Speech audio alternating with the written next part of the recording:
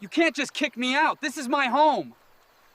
The HOA has made its decision. You need to vacate the premises.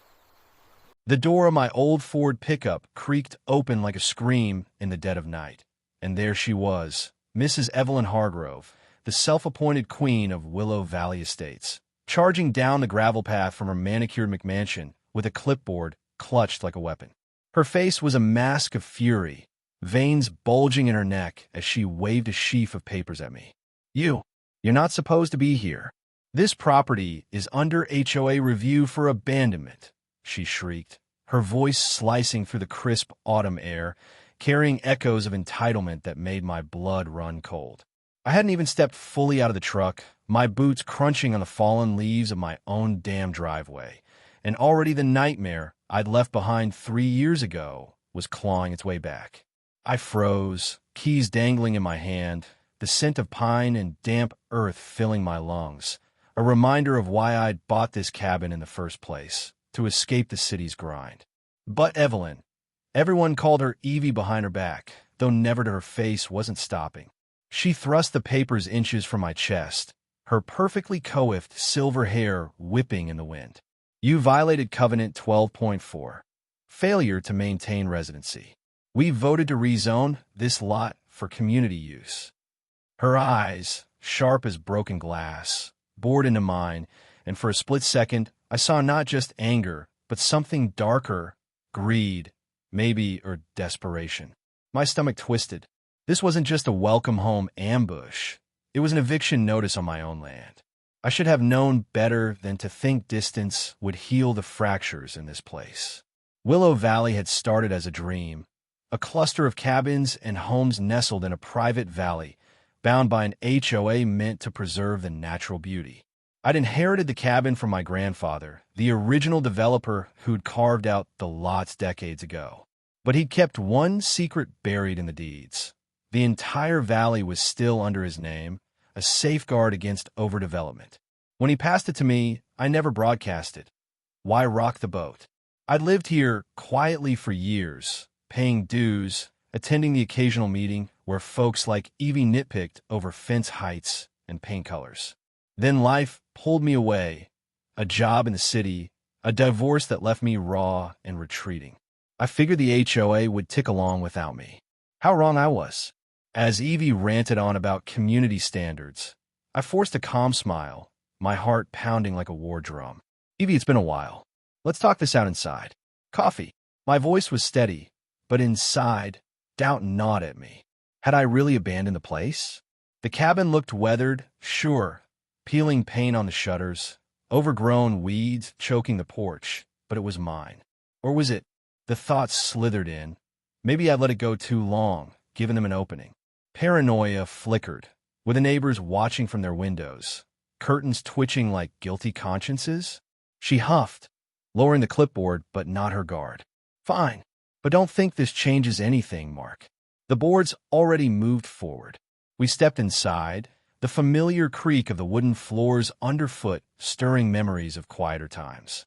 The air smelled musty, like forgotten regrets, and as I brewed coffee, Evie paced the living room, her heels clicking sharply. You've no idea the trouble your absence cost. Weeds spreading to the Johnsons' yard, wildlife encroaching. It's a liability. Her tone softened just a hair, almost maternal, but I caught the undercurrent. Control. Evie had always been the HOA president, elected unopposed because no one dared challenge her. She volunteered for every committee, organized every potluck, but whispers in the past hinted at her husband's failing business, how she funneled HOA funds into improvements that suspiciously benefited their property. I handed her a mug, steam curling like unspoken accusations. Trouble? Like what? I asked, leaning against the counter, feigning casualness while my mind raced. Rationalization kicked in. Maybe she was just overzealous, protecting the neighborhood. But her eyes darted to the window, overlooking the valley's sweep of forested hills, and a chill ran down my spine. That view is why people paid premium for these lots. If they rezone mine, like the fines we've levied, she said, sipping quickly. Over $5,000 now. And the vote last month to convert this into a communal green space. It's for the greater good, Mark. You understand. Her smile was tight, revealing nothing, but the way she avoided my gaze screamed secrets. I nodded, playing along, but frustration bubbled up. How dare she dictate my life from afar? Still, guilt tugged. I had left. Fractured trust among neighbors? It started with me, didn't it? That night, sleep evaded me. The cabin's walls seemed to close in, shadows from the moonlit pines dancing like specters on the ceiling. I replayed our conversation, dissecting every word. Greater good. What did that mean? Paranoia set in. I imagined hidden cameras in the trees, board members plotting in hushed tones. At 2 a.m., a knock echoed, soft, insistent. My pulse spiked. Peering through the peephole, I saw Tom Riley, my old neighbor from 2 lots down, shuffling on the porch in a flannel robe, breath fogging the air. Mark? It's me. Open up. His voice was a whisper, laced with urgency. I cracked the door, the cold night air rushing in like an unwelcome guest. Tom was a retired mechanic, burly and blunt, the kind who'd fix your fence without asking for thanks.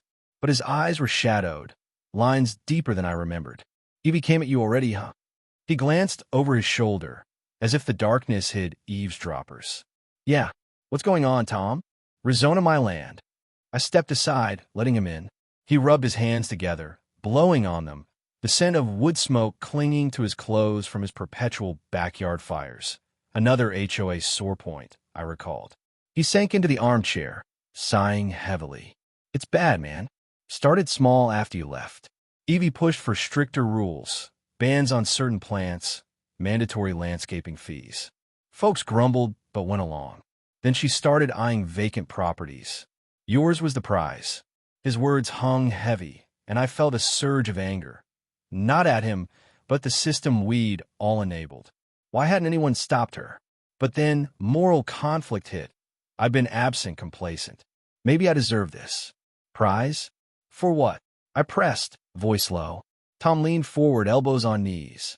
Her husband's construction firm is tanking. Word is she's angling to sell off parts of the valley for development, gated condos, maybe, but your lot's the gateway, controls access to the back acres. She's got the board wrapped around her finger. Even Sarah voted yes. Sarah, my ex-wife's sister, who'd stayed in the valley after our split. We'd been friendly once, shared holidays, trusted each other with keys. Betrayal stung like a fresh wound. Sarah? She knows this place is family land. Tom's face twisted in guilt. She's on the board now. Evie pulled her in, promised help with her kids' college fund or something. It's all whispers, Mark. No proof. But last meeting, they voted in secret, broke protocol. I walked out. The revelation landed like a gut punch. Sarah, of all people. I paced the room, the floorboards groaning under my weight, mirroring my inner turmoil. Fear crept in. What if they succeeded? Humiliation burned, returning home only to be ousted like a squatter.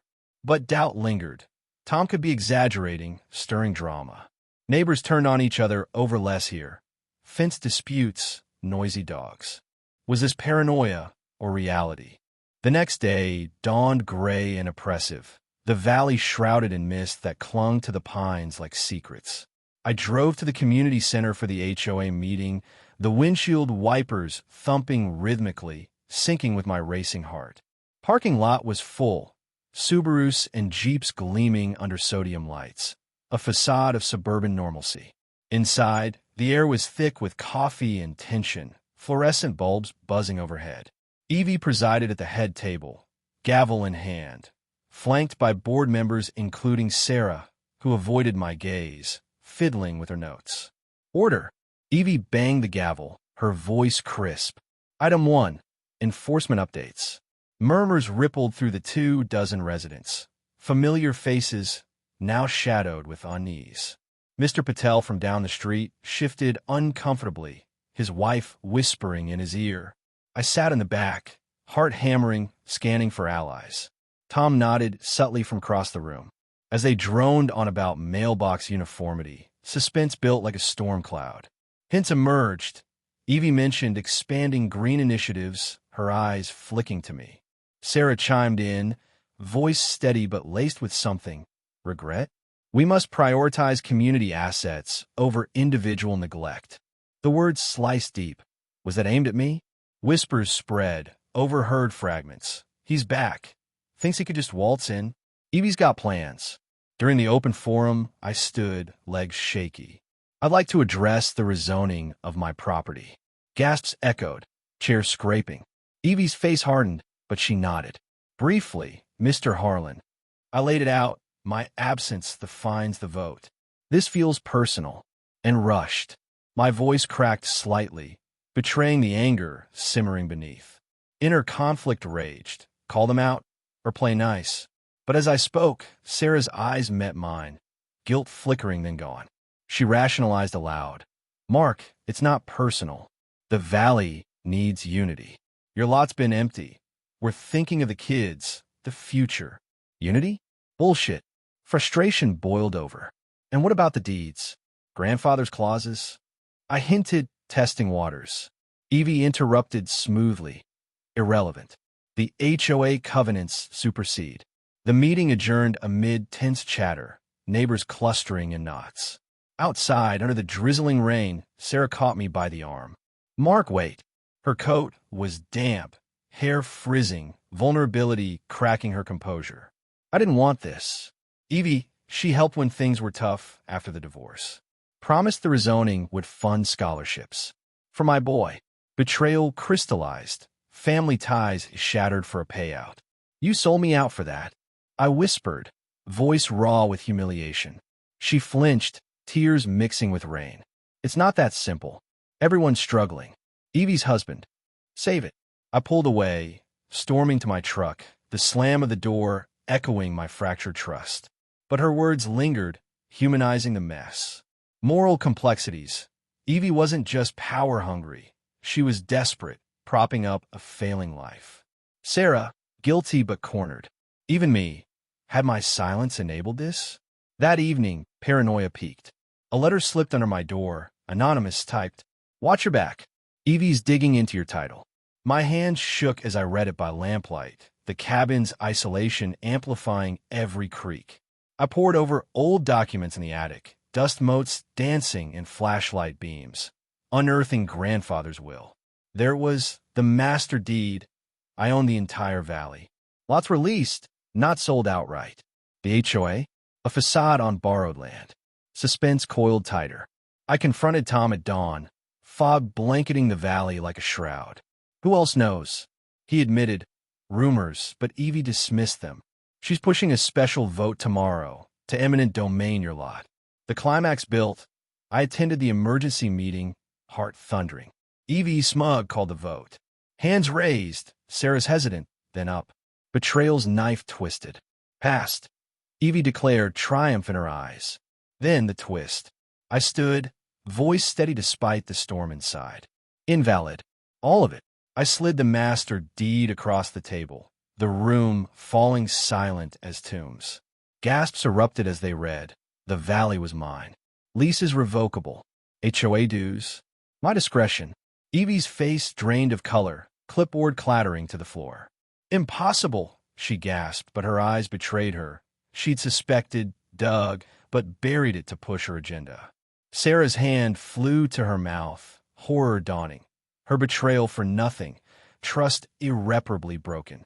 Chaos ensued, shouts, accusations. Tom smirked subtly. He'd been the anonymous tipper, loyal after all. But as I walked out into the clearing mist, victory tasted bitter. The valley was mine, but the neighbors? Fractured beyond repair. Evie's abuse of power exposed her desperation. Sarah's guilt would haunt her. And me? The owner, isolated on my throne of secrets. The shocking truth. Betrayal wasn't just theirs. It was the valley's poison, seeping into us all, leaving only unease in the whispering pines.